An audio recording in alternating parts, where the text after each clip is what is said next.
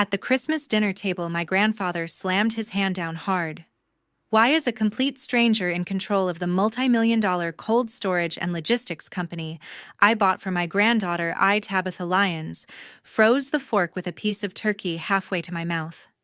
His words hit like a thunderclap, silencing the entire room in an instant. The table had been lively just seconds before laughter, clinking glasses, the smell of roasted turkey, and gingerbread cookies filling the air. My grandfather, Sidney, had just returned from a long business trip and was sitting at the head of the table.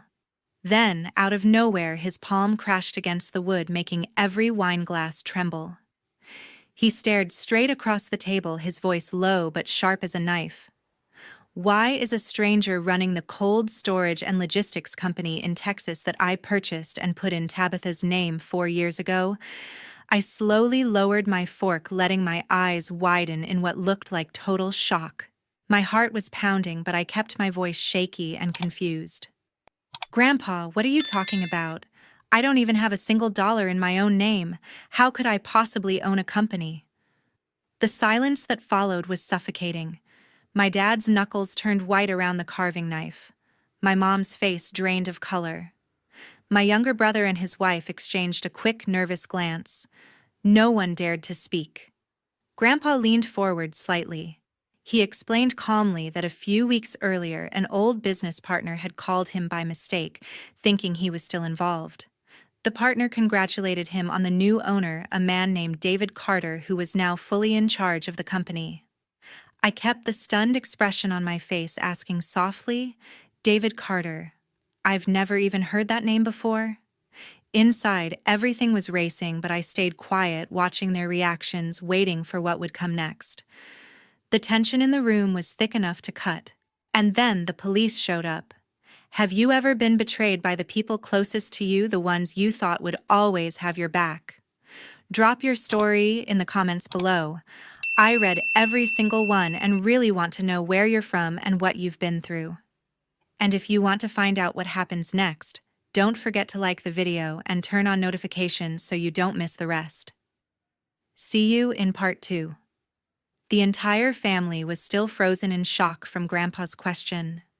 My grandfather, Sidney, reached into his briefcase and pulled out a thick folder of tax documents that the business partner had mistakenly emailed him. He slid them across the table, pointing directly at the line showing David Carter as the current primary owner of the cold storage and logistics company in Texas. My younger brother, Knox, immediately leaned forward, his face flushing as he scanned the papers quickly. He shook his head and insisted it had to be some kind of mix-up, maybe another company with a similar name in a different part of the state. His voice came out higher than usual, almost forced casual. Mom Yvonne jumped in right after, placing her hand gently on Grandpa's arm. She suggested he must be exhausted from the time zone changes and the long flight back, saying memories could get fuzzy after such trips. She smiled too widely, trying to steer the conversation away. Dad Barry nodded along with her, carving another slice of turkey, even though no one was eating anymore. He agreed that tonight was Christmas, a time for family and celebration, not business talk that could wait until everyone was rested. I sat there, letting the confusion play across my face, as if this was all brand new to me. My mind raced, but I kept my tone soft and bewildered when I finally spoke up again. I told them how the past 4 years had been nothing but struggle after college graduation, scraping by in a cramped, rundown apartment on the outskirts of Houston, where the walls were thin and the AC barely worked in the brutal Texas summers. There were months when instant noodles were the main meal, stretched out with whatever cheap vegetables I could find at the discount store. One Christmas stands out in particular. I'd just been paid from a temp job, but after rent and bills, all I could afford for myself was a small box of off-brand cookies from the dollar store wrapped in leftover newspaper, because I didn't have gift paper. I looked around the table and asked quietly why no one had ever mentioned this company to me if it was really in my name. My voice cracked just enough to sell the hurt and surprise. Grandpa Sidney picked up from there, explaining more about the mistaken call. The partner had assumed he was still overseeing things, and mentioned how well David Carter was expanding the warehouse facilities and securing new contracts for frozen goods transport across the state. Knox shifted in his chair, muttering something about how emails and calls could get crossed wires all the time in business. Tegan stayed unusually quiet beside him, focusing on pushing food around her plate. Mom kept glancing at Dad, who cleared his throat and suggested we all have some dessert to lighten the mood. I pressed a little more, asking Grandpa if the partner had said anything else specific about the ownership change. He recounted the conversation in more detail, the partner describing recent upgrades to the refrigeration units and new trucking routes that were boosting profits significantly. Each word seemed to make the air heavier, the festive lights on the tree suddenly feeling mocking against the growing strain. Dad tried changing the subject again, talking about how good the pie smelled, but his words fell flat. Knox avoided eye contact, staring at the documents like they might disappear if he willed it hard enough. Mom's hand trembled slightly as she poured more water into glasses no one was drinking from. I leaned back, folding my arms to hide how steady I was keeping them on purpose. The denials were piling up, vague excuses layering over each other without any real explanation. Grandpa didn't push too hard, yet just let the papers sit there as evidence no one could fully dismiss. The room stayed tense, everyone waiting for someone else to break the awkward standoff. Forks scraped plates occasionally, but no one was really eating. I could sense them scrambling internally for better ways to deflect their discomfort, growing with every passing second of silence. Grandpa still refused to drop the subject. Dad let out a long sigh, the kind he used when trying to sound reasonable during arguments. He carefully placed the carving knife beside his plate, the metal ringing softly against the china. Then he looked around at everyone, his expression a mix of concern and patience. He started by recalling how 4 years earlier, right after I graduated, Grandpa had generously placed the entire cold storage and logistics company, an established operation with warehouses outside Dallas and contracts across Texas, in my name, as a gift for my future. But at that time, he said I was only 22, fresh out of school, with no real-world business experience. Running something that size could have overwhelmed me, leading to costly errors or even loss of the whole asset. The family, he explained, had simply agreed to step in and handle day-to-day operations, temporarily shielding me from risks until I was better prepared. Mom picked up seamlessly, her voice warm but firm. She described their fear that unscrupulous partners might exploit my inexperience, or that poor decisions could drive the company into financial trouble, potentially bankruptcy. All they wanted, she insisted, was to safeguard Grandpa's thoughtful investment for my long-term benefit. Knox nodded vigorously from across the table, backing them up. He called it a collective family choice, purely protective. No one wanted to see me struggle with such heavy responsibility so early in life. Tegan sat quietly next to him, her fork idle gaze lowered to avoid the growing tension. I allowed the pain to surface on my face, brows furrowing as if processing betrayal for the first time. Leaning forward, I asked in a voice thick with emotion what temporary management actually entailed. Had they made decisions without my input? Why exclude me entirely if the intent was protection? Dad reassured me it involved only routine oversight, maintaining contracts, paying vendors, keeping profits reinvested. Nothing permanent, he stressed, and control would transfer back whenever I felt equipped to take over. Mom echoed that they avoided involving me to prevent added stress during my adjustment to independence. Knox added they monitored performance closely, ensuring steady growth without unnecessary complications. Grandpa interrupted calmly, shaking his head. He gestured to the documents again, noting the filings indicated complete ownership shift, not provisional guardianship or trust arrangement. Dad's forehead creased. He suggested possible administrative updates for tax purposes that didn't alter underlying family control. Mom agreed, mentioning how LLC structures sometimes required formal adjustments for liability reasons. I questioned softly how those adjustments ended with David Carter listed as primary owner if everything remained family-held. My tone carried hurt confusion, eyes glistening to heighten the effect. Knox dismissed it as likely clerical error from state records common in Texas filings when multiple members existed. Tegan finally shifted but stayed silent, fingers twisting her napkin. Mom deflected further by emphasizing their ongoing vigilance over operations, promising full transparency soon. Dad nodded, proposing discussion after holidays when emotions ran lower. Grandpa countered quietly that official records showed outright transfer, not shared membership or proxy. Sweat glistened on Dad's temple. Mom's reassuring smile wavered. Knox rubbed his neck uncomfortably. Excuses overlapped technicalities, misunderstandings, protective measures, all avoiding direct admission of sale. I observed every twitch, every averted glance, the way voices rose slightly in defense. The festive atmosphere evaporated completely, replaced by strained politeness masking deeper unease. Plates remained largely untouched. Conversation circled defensively, rationales growing thinner, yet more insistent. No one conceded ground, clinging to vague assurances of temporary intent and future handover.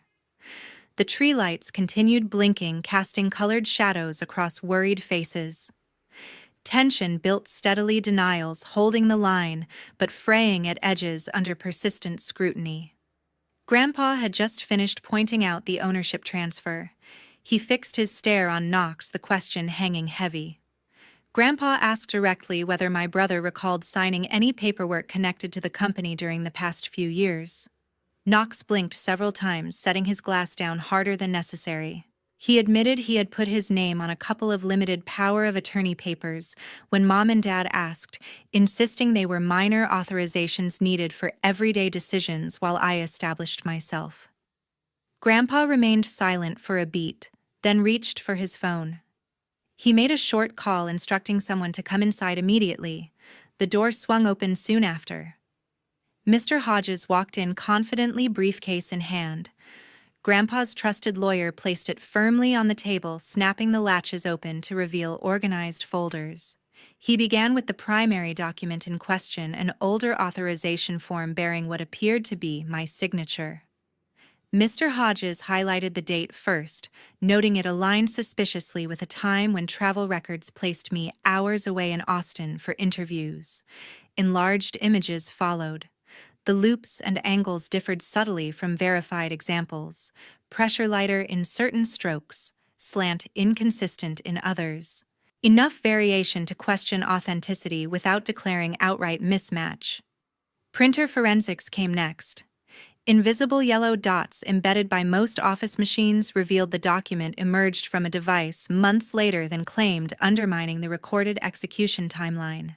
Dad suggested replacement copies often carried new print dates for archival purposes in Texas filings. Mom supported that, mentioning how common reissues were after initial submissions. Knox pointed fingers at the notary service. Arguing staff frequently reprinted lost originals and applied incorrect dates during busy periods. Tegan finally contributed, proposing simple administrative oversight. Backlogs at state agencies led to routine corrections that altered metadata unintentionally. I kept bewilderment etched on my features, inquiring innocently what those technical details implied for actual control of the warehouses and contracts. My prompts drew extended clarifications, exposing more gaps. Grandpa interjected, occasionally pressing for specifics on authorization scope. Mr. Hodges outlined Texas statutes limiting proxies to stated purposes, noting overreach could invite scrutiny. Responses overlapped defensively. Dad emphasized intent always remained protective. Mom stressed avoidance of burden on my early career. Knox reiterated the forms enabled only operational continuity, nothing transferring permanent rights. Tegan nodded, adding such arrangements protected family assets broadly. I followed up gently, wondering why proxies proved necessary if oversight stayed temporary. The inquiry prompted hurried justifications about efficiency during growth phases. Mr. Hodges displayed side-by-side comparisons against bank signature cards from my accounts. Discrepancies persisted. Baseline tilt variance connection breaks uncommon in my genuine writing. No definitive forgery conclusion emerged, only accumulated red flags demanding resolution. The attorney stressed further expert review could clarify intent. Faces around the table tightened. Dad loosened his collar slightly. Mom sipped water repeatedly. Knox drummed fingers quietly. Tegan recommended obtaining notary logs for verification. Knox seized on that, claiming it would resolve everything swiftly. I expressed quiet concern over why such steps felt required, now voice laced with apparent hurt. Reactions intensified, reassurances flowing faster, less coordinated. Grandpa observed calmly, allowing the doubts to settle. Evidence hovered at suspicion level, planting seeds without full accusation. Holiday decorations contrasted sharply with mounting unease. Defenses held, but cracks widened under examination. The room grew quieter, everyone processing implications of the pointed irregularities. Mr. Hodges shifted smoothly to the next set of materials. He laid out a series of enlarged printouts, each displaying an anonymous email sent to recruiters at companies where I had applied for entry-level logistics or management roles straight out of college. The messages varied slightly in wording, but followed a pattern suggesting I demonstrated poor work ethic, often abandoned responsibilities mid-project, or created unnecessary drama in team settings that made me unsuitable for professional environments. The attorney pointed to headers revealing sender domains routed through temporary accounts, yet server logs consistently traced initiation back to the residential IP registered to this very address. Knox reacted instantly, twisting in his seat to face Mom directly. His tone carried sharp frustration as he asked why she had insisted he compose those notes, framing them as necessary intervention to discourage positions too demanding or located too far away. Tegan's eyes widened. She leaned forward, voice pitched higher than usual, reminding Knox that he had specifically asked her to review outgoing company mail and stumbled upon drafts saved in his personal folder. She maintained her discovery stayed accidental, refusing to accept shared responsibility for content she never approved.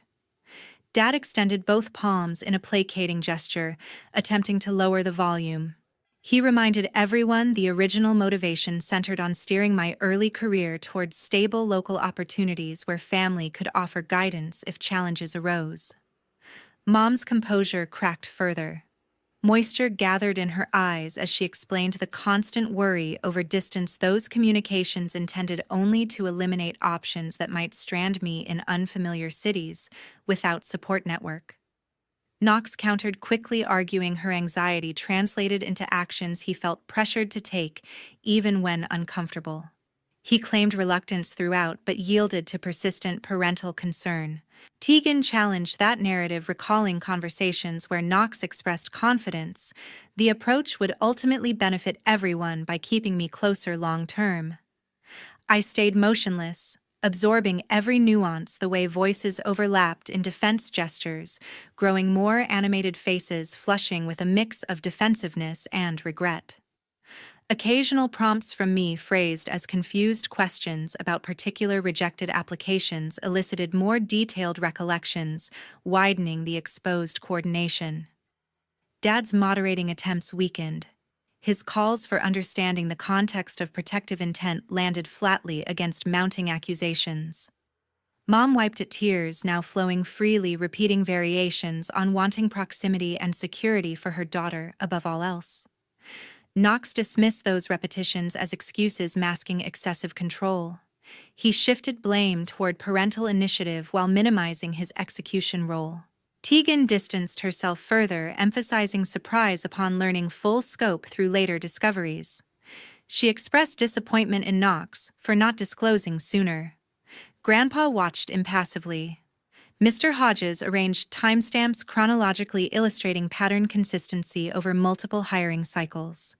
Responses fragmented. Knox conceded composition but downplayed influence. Mom acknowledged input yet reframed as gentle suggestion.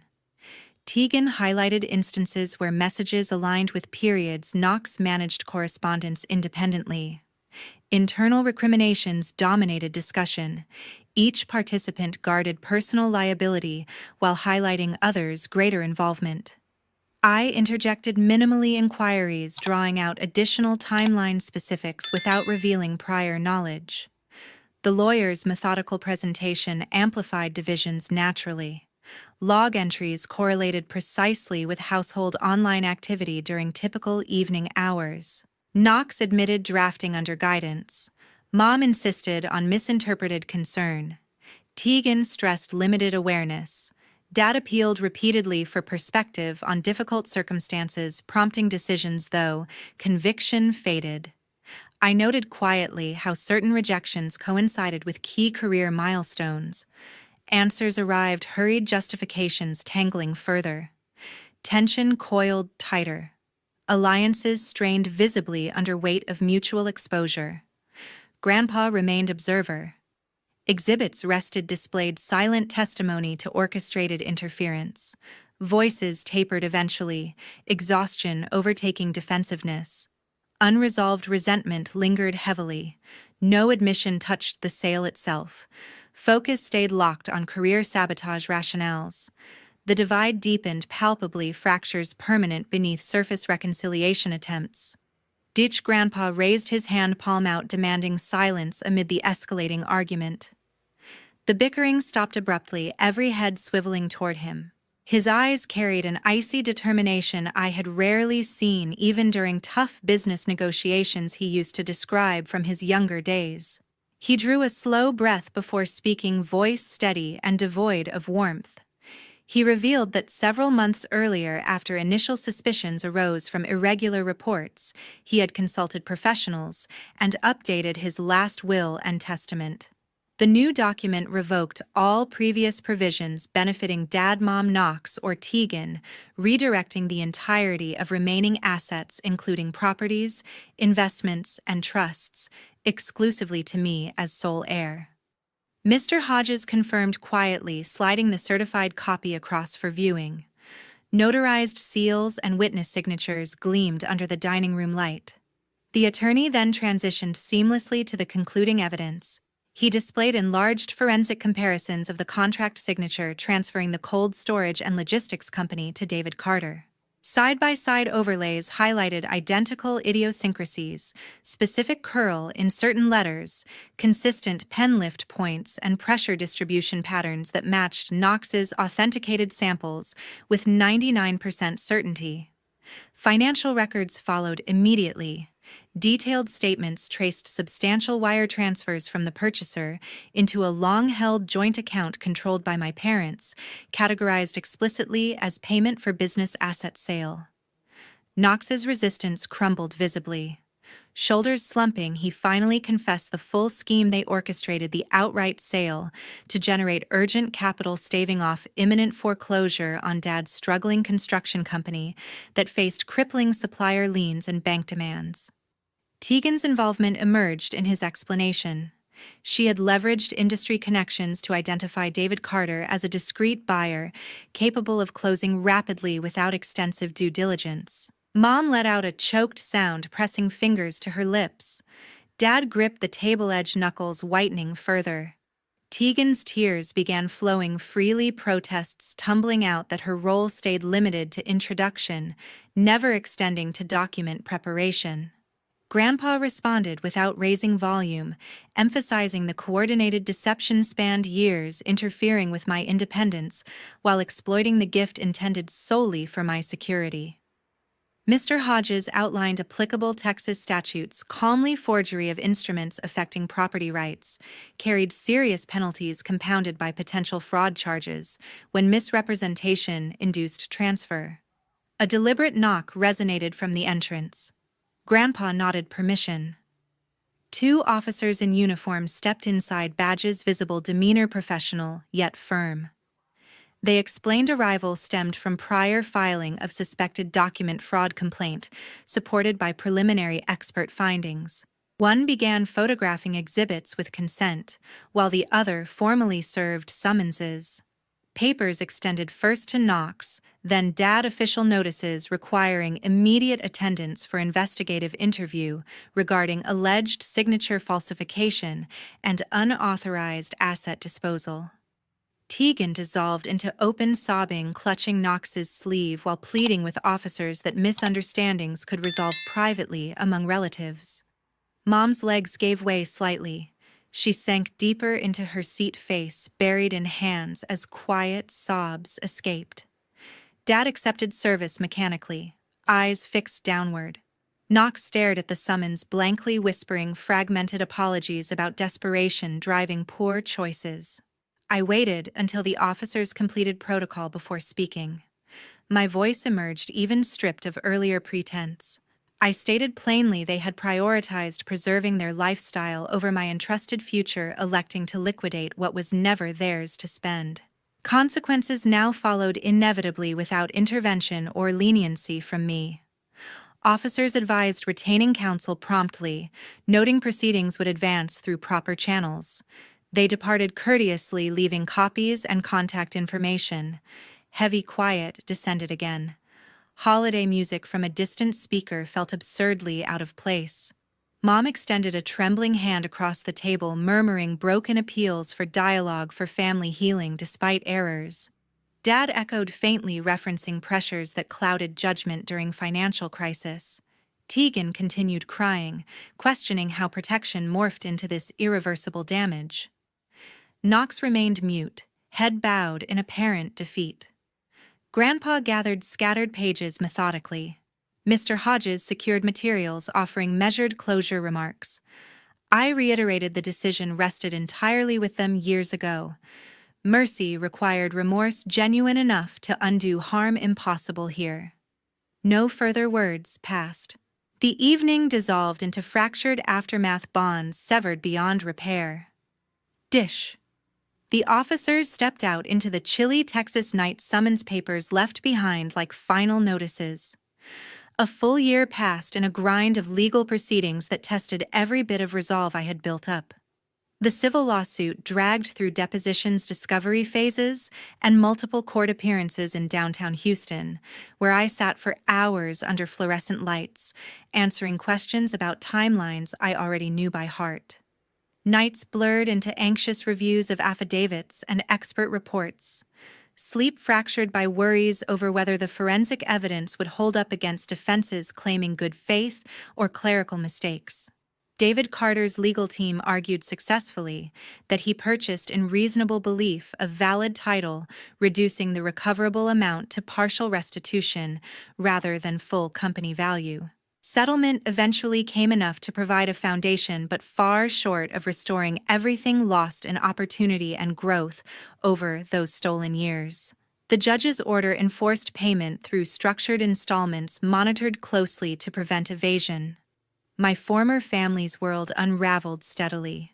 Dad's construction business folded under combined weight of existing debts and new legal fees, forcing Chapter 7 liquidation that wiped out equipment contracts and reputation built over decades.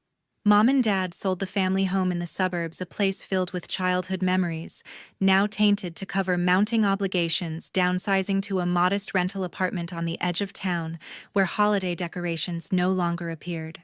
Knox faced separate consequences from the fraud investigation. Probation terms and restitution orders strained his finances further. Tegan filed for divorce midway through the process, citing irreconcilable differences rooted in the fallout.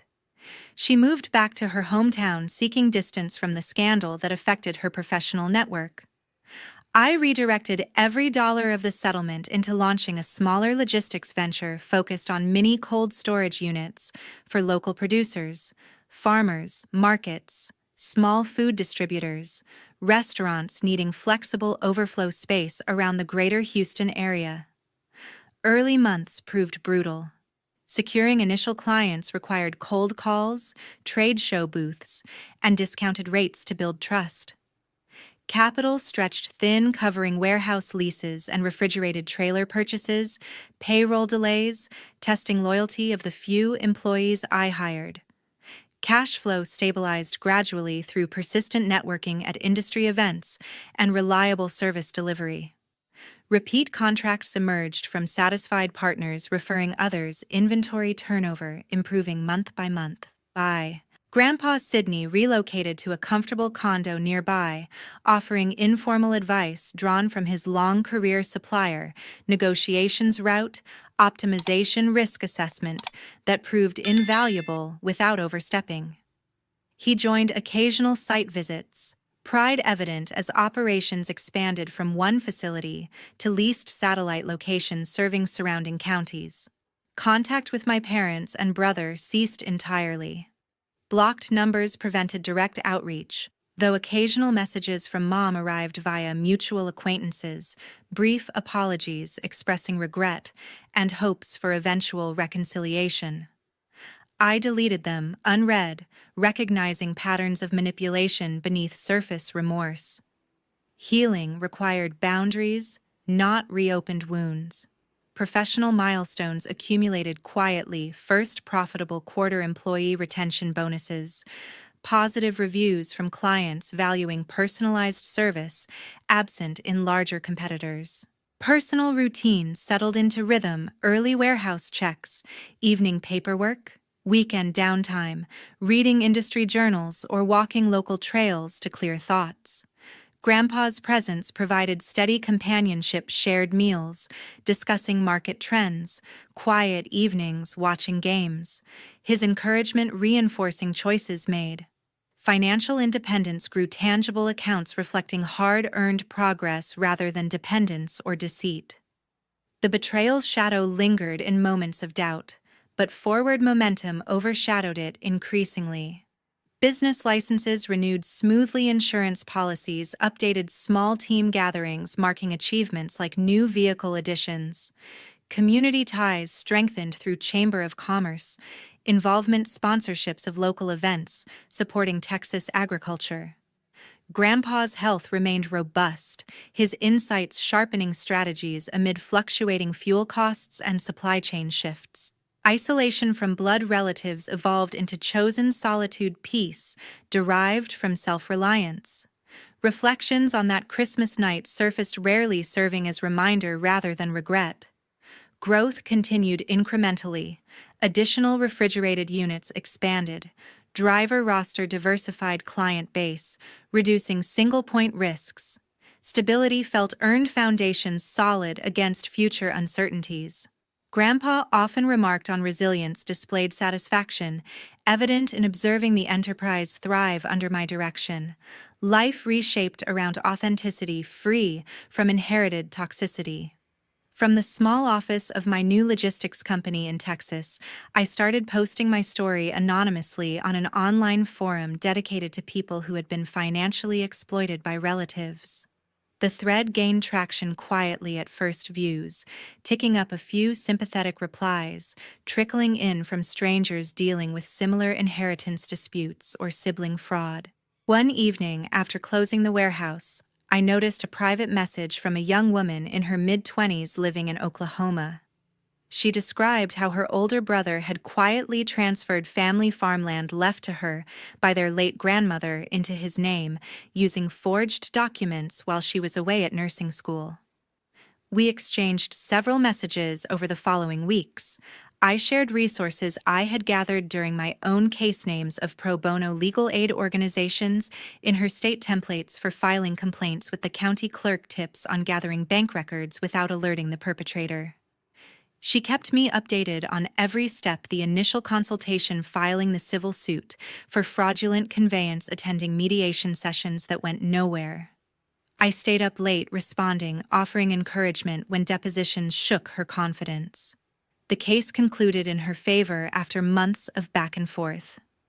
The judge ordered title restoration and compensatory damages. She mailed me a handwritten letter on simple stationery pages, filled with gratitude for the guidance that turned overwhelming fear into actionable steps. Similar outreach followed gradually. A man from Colorado contacted me about his parents redirecting trust distributions meant for his education. A sister in Florida described an aunt liquidating shared investment accounts without consent. I carved out weekend hours for virtual consultations, reviewing documents they uploaded securely, suggesting questions for their attorneys, explaining Texas-specific precedents that sometimes influenced multi-state cases. No fees ever exchanged hands.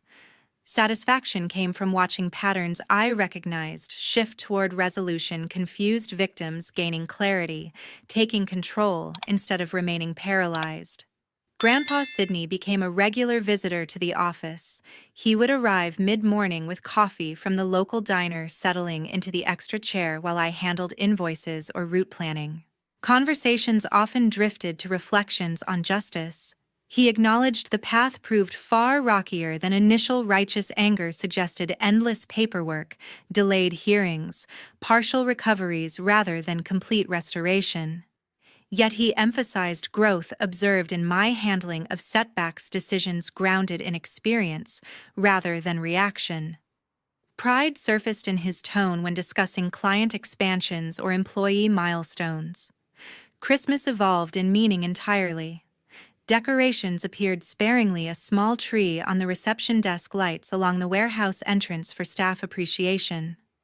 The date no longer evoked forced gatherings or hidden agendas, serving instead as annual reminder to prioritize self-preservation. I viewed family through clearer lens now, connection earned through consistent respect, not assumed via bloodline.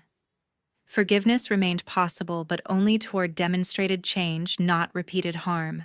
Betrayal's sting dulled over time, replaced by purpose, derived from assisting others navigate similar darkness. Each success story reinforced the choice to sever toxic ties, allowing space for healthier relationships built on mutual trust. Grandpa frequently noted how the ordeal forged resilience unimaginable before. Quiet satisfaction accompanied watching the business thrive on integrity free from past shadows. The lesson settled: deep kinship carries no automatic entitlement to loyalty. Protection begins internally, boundaries essential against those proven unwilling to honor them. Cutting contact wasn't cruelty, it enabled survival, growth, eventual contribution beyond personal pain. Life continued forward, grounded in choices that aligned with hard-won values. Peace arrived not from reconciliation, but acceptance of reality and commitment to different standards. Helping others emerged as quiet redemption, transforming private wounds into shared strength. Grandpa's presence anchored daily routine, his wisdom complementing operational demands. The company expanded steadily, additional refrigerated units, broader delivery radius covering Central Texas corridors. Community involvement grew naturally, sponsoring local food bank drives, partnering with small farms for reliable cold chain needs. Personal fulfillment stemmed from independence, achieved purpose, discovered in supporting vulnerable individuals facing familial deception. Reflection brought clarity. Blood relation guarantees nothing. Character defines worthiness. The forgiveness withheld from unrepentant betrayers protected future well-being. Moving forward meant embracing self-reliance, offering aid, selectively living authentically. The journey, though painful, yielded maturity and direction unforeseen. Grandpa summed it best during one coffee break.